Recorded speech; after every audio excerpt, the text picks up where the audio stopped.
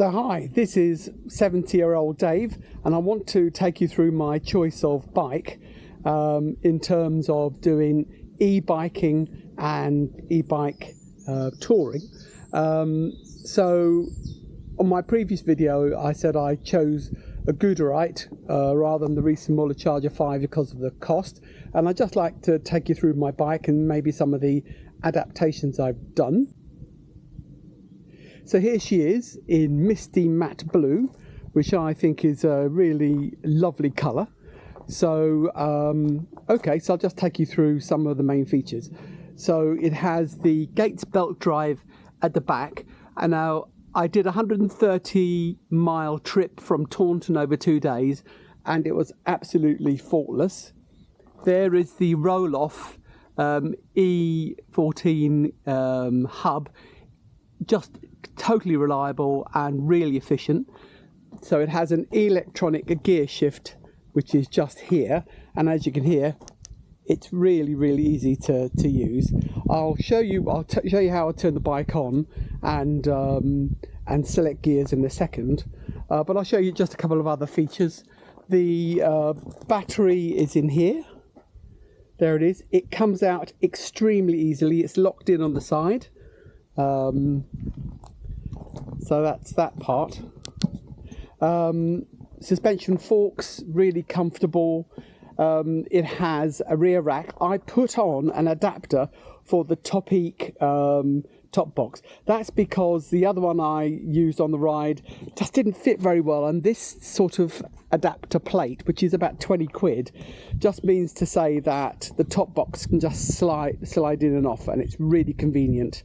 I've got Ortlieb panniers, which I will put on in a jiff, and I'll show you how that goes. I put on a larger saddle because the one that came with the bike was just a bit uncomfortable for a old bony arse, because I've lost 3.5 stone on the fat jabs. So this larger saddle really makes a difference, and it's comfortable. As you can see, it's a step through, which is so convenient. I'm not having to cock my leg over the back, so it really future-proofs me in terms of the position. It's a very upright riding position, which is really comfortable. Other things I've done is I've changed the pedals in order to have toe grips on them, because my feet did have a tendency to slip out, and I didn't particularly like that. That's very easy to do. I've put a mirror on the handlebars, which is also really convenient. I've also put on the Bosch mounting, so I can put my mobile phone in, which is actually the key to the bike, and I'll show you how that works. So I've just fit my mobile phone into the Bosch app and opened the Flow app, and then if I just press this here, it will unlock the bike. There you go, do you hear that? So that's incredibly helpful. Just press on this little icon here, and it then comes up with a number of different pages that you can scroll through, including a map from, you can import routes from Komoot. I have to say that when I used the app on my long ride, I found it better to stay in Komoot and just switch between the screens, because Komoot gives you audible instructions to turn left and right, which I found really helpful.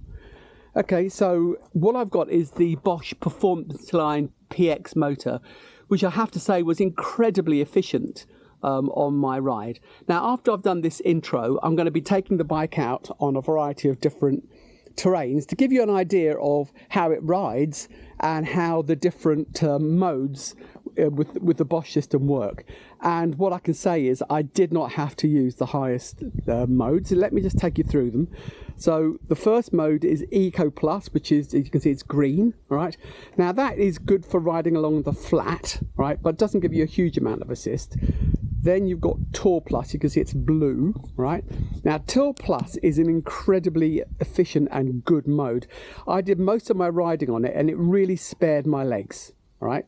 In Eco Plus, you get a lot of range. On this battery, over 150 miles.